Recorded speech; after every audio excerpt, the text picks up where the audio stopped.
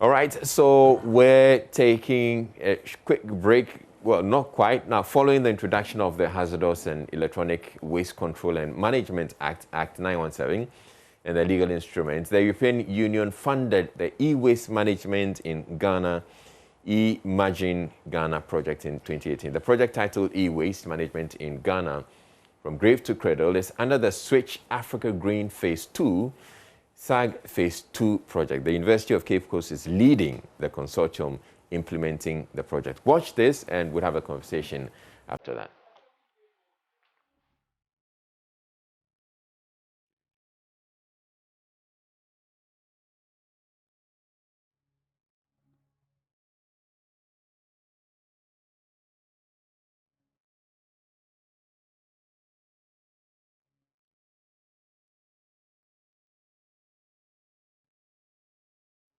Agbogloshi scrapyard in Ghana's capital of Accra is considered one of the largest e-waste dump sites in West Africa. Near end-of-life electronic gadgets generated both home and abroad are dumped here. As new technology emerges, old gadgets are rapidly fading out, creating a mountain of electronic waste. It has become one of the biggest environmental and health problems in Ghana because of the crude method used to dismantle the gadgets. The age-long practice has been the burning of gadgets to extract precious copper for sale. The burning emits toxic fumes with adverse effects on human health and the environment.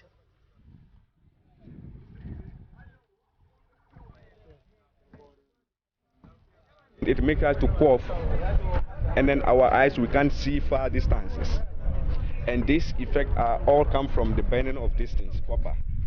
It makes us to take some things, drugs that will make us active to make the work very easy.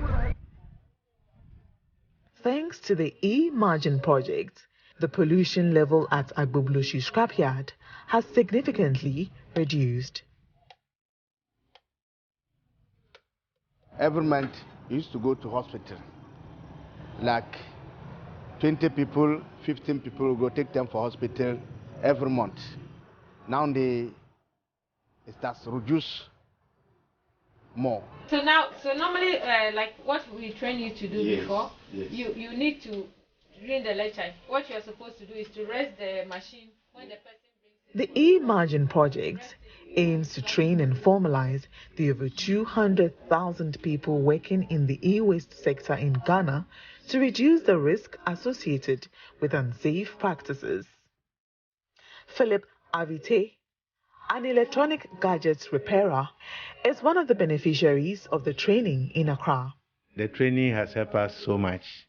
I think now we do not even burn, and we do not pollute the environment. People are even not falling sick as they used to do. And now we have economical value of some of the parts that we remove. I use some to replace this TV I have over here. And I think health-wise, I'm always healthy and attending to my job. I think it's quite holistic on the health side, on my personal income, and also on livelihood.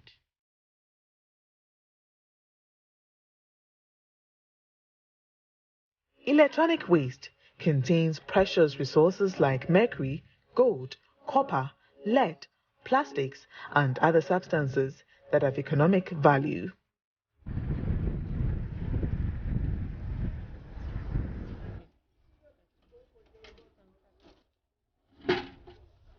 This is how scrap dealers at Ashaiman in the industrial city of Tema dismantled e-waste in the past.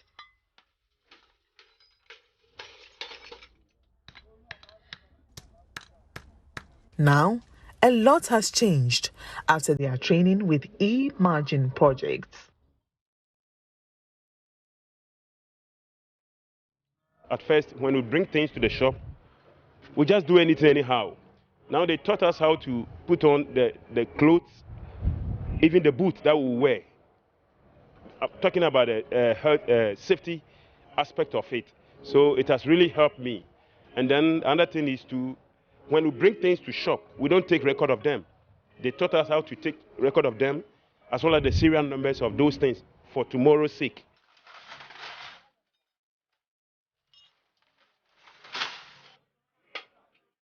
Kumasi is Ghana's second largest city. The scrap dealers here say they've stopped burning after undergoing training on e-waste recycling. We used to dismantle anyhow. We don't even follow the steps as to how you will dismantle the material to be able to obtain the necessary component that we are looking for. We normally use scratching or smashing method of dismantling, but looking at being collaborated with E-MAGIN, they came in and then they took us and they provide numerous trainings for us that's with regards to scrap business. Also, first, I have nothing to happen, but you know, we training in Vienna. I'm not say my and she copper. First, I'm come over to Hanuman, come on to me. Kahanina be musi. I'm not say a fat copper, a how I did babre. So much say copper, yenya, my and she copper. But you know, Mugusun can some beer. I say, babre machines beer. You talk upon a yes, no cry, and no cry. Me follow no back cross right hand, said the yes, no.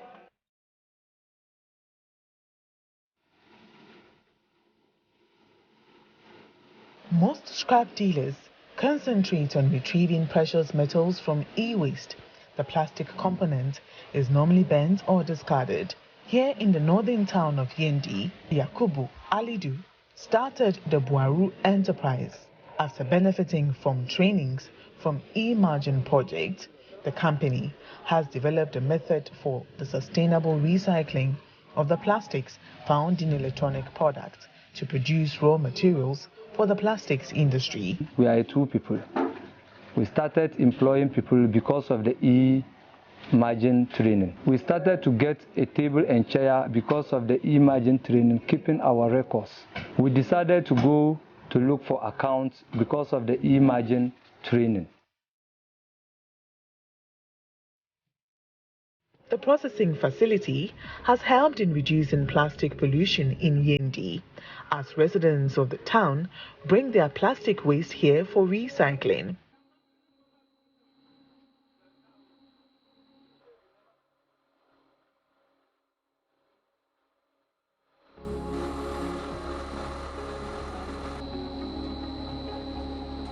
Officials of Ghana's Environmental Protection Agency say the European Union-funded E-MAGIN project is the game changer in managing electronic and plastic waste in the country. Registering scrap dealers and formalizing the e-waste sector in Ghana is new. We recognize the contribution of the E-MAGIN project towards improving the management of e-waste generally in Ghana. You recognize the fact that e-waste management has been a major challenge for us as a nation, and it reflects in various government policies on the environment as well as our strategic plans. And recently, even in the country environmental analysis, e-waste management is one of the key areas that we intend to focus on going forward. So it's very critical to what we are doing. And also it's also playing a key role in the implementation of the Act 917 and its associated regulations.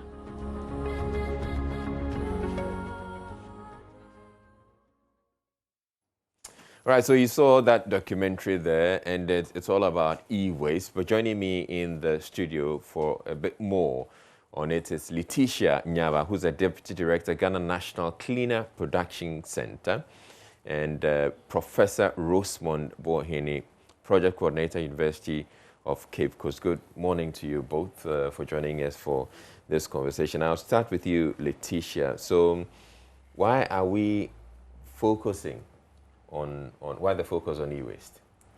Thank you very much, Israel. I want to say good morning to your viewers and the people listening to this show. Thanks for having us.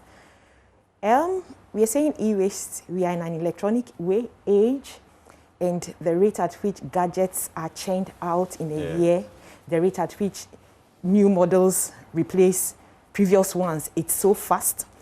And then as human beings, we desire to acquire every gadget that comes out, every model that comes out. And so these gadgets also do not live forever. They have an end of life.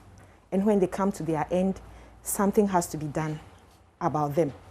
The other thing that happens is that e-waste is the fastest growing waste stream in the world.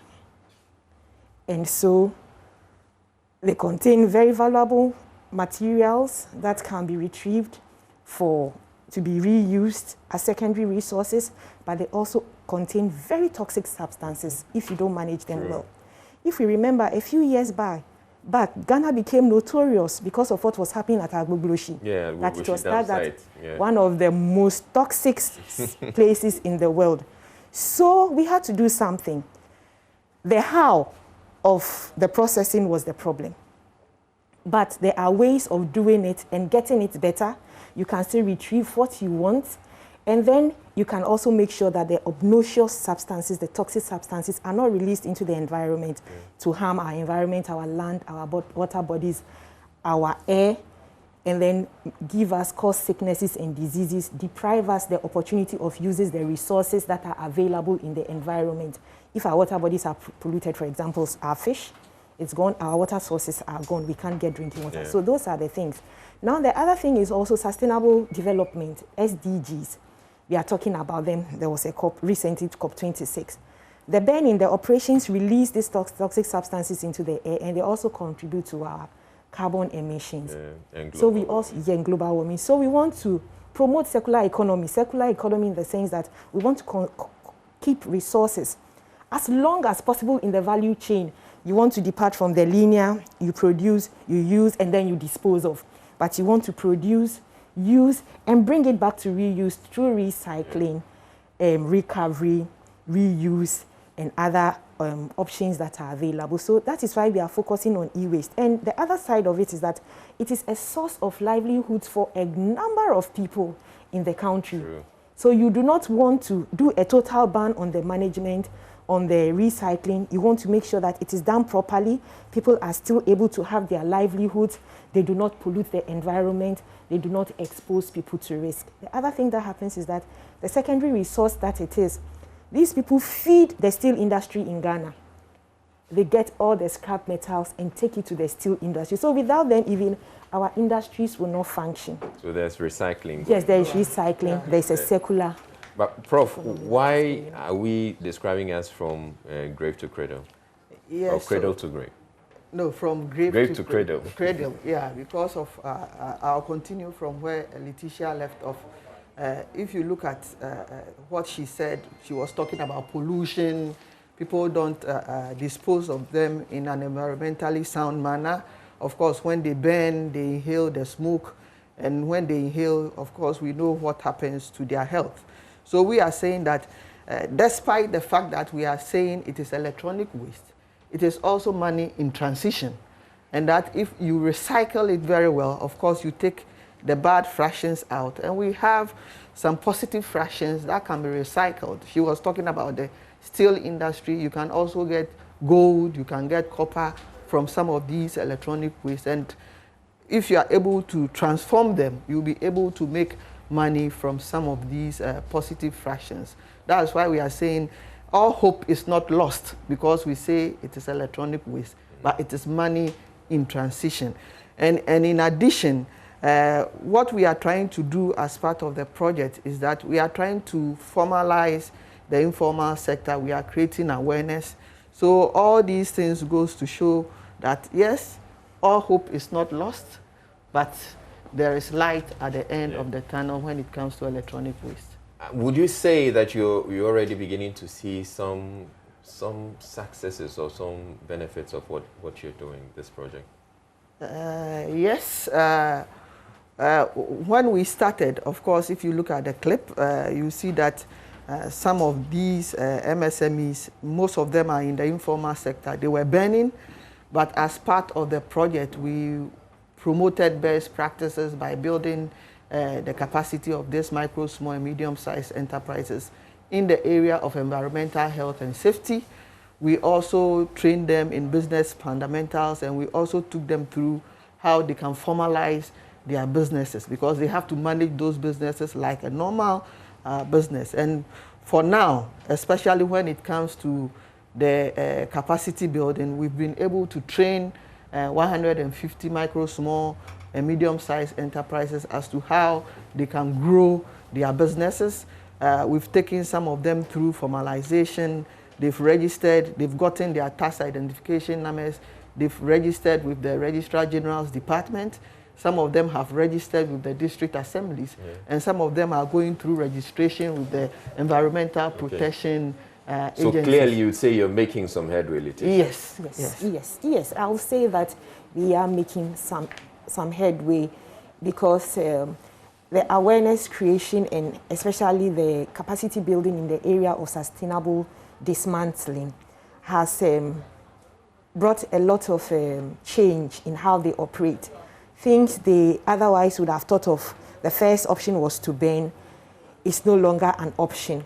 You see, so they take their time, they dismantle, they segregate and sort out the various fractions, take out the hazardous parts, take out the positive parts, and then deal with the positive part, and then keep the negative parts for other things. I want to say that they have realized also that the income streams have also improved, because now they bend to get rid of the plastics. But from our training, they know that the plastics are also valuable. So they can sort them into the various plastic types, PVC, HDPE, heavy, high density polyethylene, low density polypropylene, PP, and all that. They sort them, and then they are able to get markets for those products. So they see that there is value in what they are doing. The burning, they pay for the burning in actual fact. They pay for the burning to be done. And then after they pay for it, they also release a lot of toxins into the environment. But they are cutting that out, and they are also earning money.